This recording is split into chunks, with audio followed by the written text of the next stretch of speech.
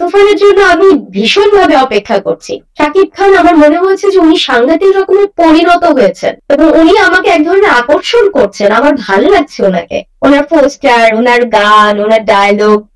আমি অপেক্ষা করছি, লিটারেলি আমি শাকিব খানের জন্য অপেক্ষা করছি। এটা হচ্ছে দর্শক হিসেবে কথা। আর হল মালিক হিসেবে রায়হান রাফি পরীক্ষিত একজন পরিচালক। নমস্কার বন্ধুরা, আমি পৌশালী চলে এলাম আজকের প্রথম ভিডিও নিয়ে। প্রথমেই বলি সকলকে ভেরি গুড মর্নিং। আজকে পবিত্র ঈদ, কোরবানি ঈদের শুভেচ্ছা সকলকে সর্বপ্রথম। এবং বাংলাদেশ জুড়ে, গোটা বাংলাদেশ জুড়ে আজকে থেকে তুফানের ঝড় শুরু হবে। তো আজকের প্রথম ভিডিওটাতে আমরা সঙ্গে পেয়ে গেছি রুট সিনে ক্লাবের কর্ণধার শামিনাজিকে। প্রথমেই বলুন আপনি কেমন আছেন? আছি, সুস্থ আছি। ঈদ মোবারক। তুমি কেমন আছো দিদি?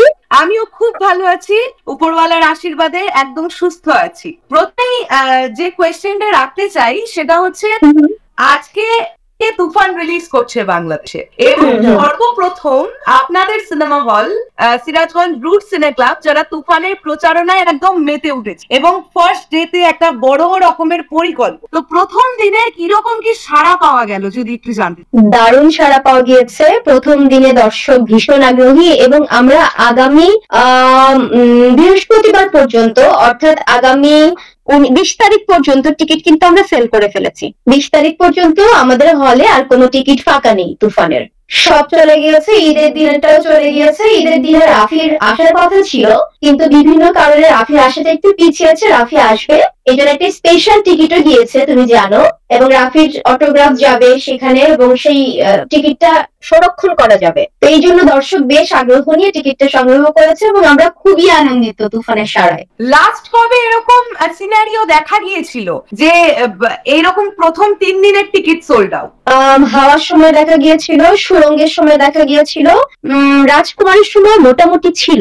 বেশ, আমি রিসেন্টলি আপনার বেশ কিছু ইন্টারভিউ দেখতে পেলাম যেখানে আমরা টিকিটিং সম্পর্কে আপনাদের যে এই যে একটা উদ্যোগ এবং আপনি খুব সিরিয়াসলি টিকিটিংটা নিয়ে কাজ করছেন, তো এই বিষয়টা নিয়ে দর্শকদের যদি কিছু অবগত করেন। আচ্ছা, প্রথম কথা হচ্ছে আমাদের ই টিকিটিং সিস্টেমের কাজ মোটামুটি শেষ করে এসেছি। সেটা আমরা লঞ্চ করবো অগাস্ট মাসে। তার সঙ্গে সঙ্গে বক্স অফিসের কাজও আমাদের শেষ, সেটা আমরা অগাস্ট মাসে লঞ্চ করব। আর বক্স অফিসের কাজ ইনশাল্লাহ আমাদের চলমান আছে, সেটা আমরা সামনের বছর লঞ্চ করব। ই টিকিটিং ব্যাপারটা হচ্ছে তোমাদের ইন্ডিয়াতে বুক মাই শো নামে একটা অ্যাপস আছে, সেটার মতোই কিন্তু আমাদেরটা আরেকটু আধুনিক বুক বিডি শো, সেটা নিয়ে আমরা কাজ করছি। এবং এইটা বাংলাদেশের যে কোনো প্রান্ত থেকে যে কোনো মানুষ যে কোনো জায়গার টিকিট কাটতে পারবে। সেটা হতে পারে সিনেমা হল, হতে পারে নাট্যমঞ্চ, হতে পারে স্টেডিয়াম, এবং যে কোনো জায়গার টিকিট কেউ যে কোনো জায়গা থেকে কাটতে পারবে, যে কাউকে সেটা গিফট করতে পারবে। এবং আমরা যে কমিউনিটিটা ডেভেলপ করছি, সেই কমিউনিটিতে ফেসবুকের মতোই একটা কমিউনিটি থাকবে আমাদের। সেখানে যে কোনো মানুষ যে কোনো সেলিব্রিটিকে ফলো করতে পারবে। আমরা যখন প্রোফাইল করে দিব তাকে বা ব্লু টিক দিয়ে দিব, যে কোনো মানুষকে ফলো করতে পারবে, শেয়ার, লাইক, কমেন্ট করতে পারবে, যে কোনো তথ্য শেয়ার করতে পারবে, যে কোনো কিছু চলচ্চিত্র নিয়ে রিভিউ দিতে পারবে, বা কোনো নাটকের শো থাকলে সেটা অ্যানাউন্স করতে পারবে। অর্থাৎ যার যে বিষয়ের প্রতি আগ্রহ আছে সেই বিষয়গুলোতে এক কেন্দ্রিক হয়ে সেগুলো ফলো করতে পারবে, দেখতে পারবে, করতে পারবে, সবকিছু সহজভাবে পাবে। এই ই টিকিটিং সিস্টেম চালু হওয়ার পরে বাংলা চলচ্চিত্র জগতের কতটা উন্নতি হবে বলে ভাবছেন আপনি? আমার মনে হয় আমরা ভালো সাড়া পাবো, কারণ আমরা সবাই উন্নয়ন চাই, আমরা সবাই আধুনিক হতে চাই। বাংলাদেশের চলচ্চিত্র নিয়ে সবার এক ধরনের আগ্রহ আছে, ভালোবাসা আছে, তবে এই টিকিটিংটা সেভাবে কেউ কাজ করেনি, বা বক্স অফিসে সেরকম কেউ কাজ করেনি, বা সেন্ট্রাল সার্ভার নিয়ে এখনো কিছু হয়নি। তো আমরা দেখছি কাউকে না কাউকে তো এগিয়ে আসতে হবে। আমরা যদি না জাগি মা, কেমনে সকাল হবে? এই জায়গা থেকে আমরা করছি এবং বেশ সাড়াও পাচ্ছি। যে শুনছে বা যারা শুনছেন আমাদেরকে ভীষণ উৎসাহ দিচ্ছেন এবং আমরা ভীষণ রকমের আশাবাদী সবাই আসবে এখানে। বেশ, আমি বিভিন্ন সময় আপনার করা পোস্টের কমেন্ট বক্স একটু চেক করি। কিছু মানুষ আছে যারা অ্যাকচুয়ালি নেগেটিভিটি করতে পছন্দ করে। তো যেহেতু প্রথম দিন থেকে আমরা দেখতে পাচ্ছি রুট সিনে ক্লাব তুফানের পক্ষে প্রচুর পোস্ট করছে, তাই এরকম কমেন্ট আমার দু একটা চোখে পড়েছে যে আপনি কেন ঈদের একটা সিনেমা নিয়ে এত মাতামাতি করছেন, আপনি কি আর কোনো সিনেমা চোখের সামনে দেখতে পাচ্ছেন না? এবং সেখানে আমি আপনার কমেন্টও দেখেছি, রিপ্লাই করা কমেন্ট গুলোও দেখেছি। তো এই সকল নেগেটিভ মানুষদের উদ্দেশ্যে কি বলতে চাই? ওনাদের উদ্দেশ্যে শুধু একটা কথাই বলতে চাই, তোমরা ভালো থাকো।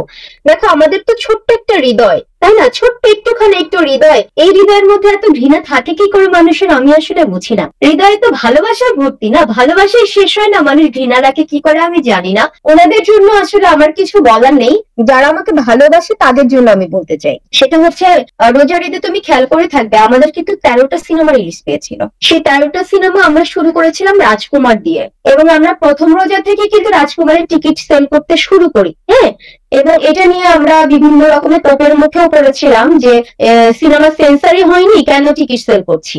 বাংলাদেশের চলচ্চিত্রের আইনে এরকম কোনো নেই যে কোনো সিনেমা যদি রিলিজ না হয়, সেন্সার না হয়, তুমি টিকিট সেল করতে পারবে না, এরকম কোনো নিয়ম নেই। যার কারণে আমরা টিকিট সেল করতে পারি এবং আমরা করেছি। তো ওই সময়ে আমরা রাজকুমার নিয়ে যখন পোস্ট করেছিলাম, ভীষণ রকমের অন্য সিনেমার বা যারা দর্শক তারা একটু মনক্ষুণ্ণ হয়েছিল আমাদের কাছে।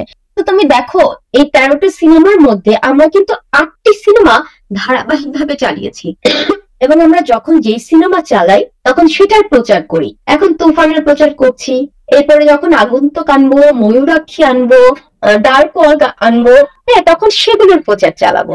যখন যেটা চলবে তখন তো সেটার প্রচার চালাবো। যেমন আমরা ঘোষণা দিয়েছিলাম আমরা জঙ্গলিকে প্রমোশন করব, এবং সেই ঘোষণা কিন্তু আমাদের এখনো আছে, আমরা এখনো বলছি, এবং জঙ্গলির জন্য আমার ভীষণ রকমের একটা ভালোবাসা। হ্যাঁ, তো সিনেমা তো আমার দেশের, আর যেই সিনেমাটি আমাদের হলে যখন চলবে তখন সেটা আমাদের সন্তানের মতো, তাকে রক্ষণাবেক্ষণ, তাকে প্রচার, তাকে প্রসার আমার কর্তব্য। তো যখন যেটা চলবে আমি তো সেটাই প্রমোশন করবো।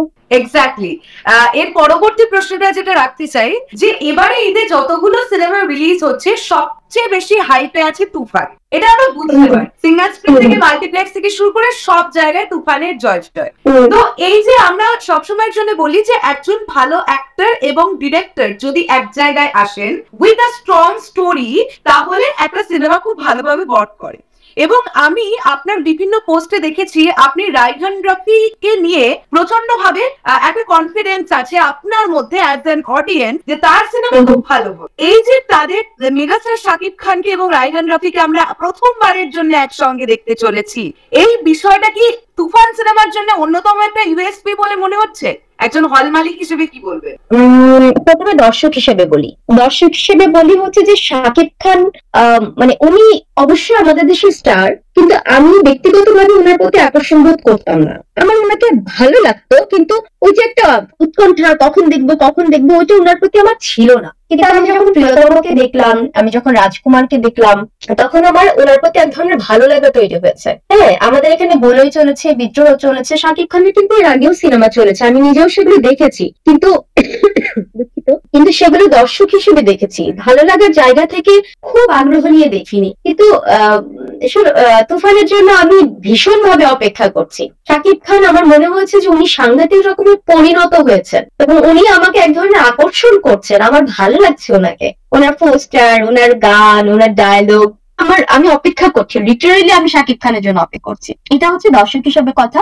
আর হল মালিক হিসেবে রায়হান রাফি পরীক্ষিত একজন পরিচালক, রাফি মানুষের পালস বোঝে, এবং আমার মনে হয় রাফি ওর পুরো টিমটাকে চমৎকার ভাবে কর্মশালার মধ্যে দিয়ে সিনেমার কাজ শুরু করে, ব্লুমিং করে। এটা আমার মনে হয়, এই জন্য রাফির প্রতি আমার একটা আলাদা ভরসা আছে। আমার মনে হয় যে রাফি ভালো কিছু দিবে। যেমন ইব্রাহিম ভাইয়ার প্রতি আমার একটা ভরসা আছে, খিজির হায়াত খানের প্রতি আমার একটা ভরসা আছে, সুমন ভাইয়ের প্রতি আমার একটা ভরসা আছে, এবং আমার মনে হয় যে পরবর্তীতে যে সিনেমাগুলো আসছে এই সিনেমাগুলোর মধ্যে থেকে জঙ্গলি সিনেমা, তারপরে হচ্ছে খিজির হায়াত খানের পরের সিনেমা, এই সিনেমাগুলো আমার কেন জানি মনে হচ্ছে ভালো কিছু করবে। হিমেল আশরাফের পরের সিনেমা যদি উনি 2025 বা 26 সালে আসেন, আমার মনে হয় উনি ভালো কিছু করবেন। কারণ এখন যারা আসছেন তারা তথাকথিত এফডিসির বাইরে চিন্তা করছেন, এবং মানে একটু ব্যতিক্রম চেষ্টা করছেন। কারণ আগে তো বিনোদনের জায়গা খুব সংক্ষিপ্ত ছিল, আমরা বিনোদন বলতে সিনেমার পর্দাকেই বেশি বুঝতাম, কিন্তু এখন তো বিনোদনের অনেক জায়গা তৈরি হয়ে গেছে। সেই জায়গা থেকে এখনকার যে আধুনিক পরিচালকের আসছেন, আমার ধারণা ওনারা খুব হোমওয়ার্ক করে তৈরি হয়েই আসছেন। অনেকেই বলছিলেন 2 মাস সময়, তুফান টিম হয়তো ভালো কিছু করতে পারবেন না, তুফান টিম হয়তো শুটিংই শেষ করতে পারবেন, এটা নিয়ে ভীষণ রকমের একটা রিউমার ছড়িয়েছিল। কিন্তু আমি জানতাম, আমরা বিশ্বাস করতাম যে তুফান টিম ঠিক বেরিয়ে আসবে, এবং দিদি দেখো, সিনেমা রিলিজের 15 দিন আগে সেন্সর হয়ে গেছে তুফানের। অর্থাৎ সিনেমা রিলিজের 2 মাস আগে শুটিং শুরু করেও 1.5 মাসের মতো সব ওকে করে ফেলেছে। এটাকে বলে হোমওয়ার্ক, টিম ওয়ার্ক। এই জায়গা থেকে রাফির প্রতি এবং আধুনিক পরিচালকদের প্রতি আমার একটা ভরসা আছে, এবং বাংলাদেশের চলচ্চিত্র একটা সময় অনেক দূর যাবে আমি বিশ্বাস করি। দরদ নিয়েও আমাদের এক ধরনের ভালোবাসা আছে, প্রত্যাশা আছে দিদি।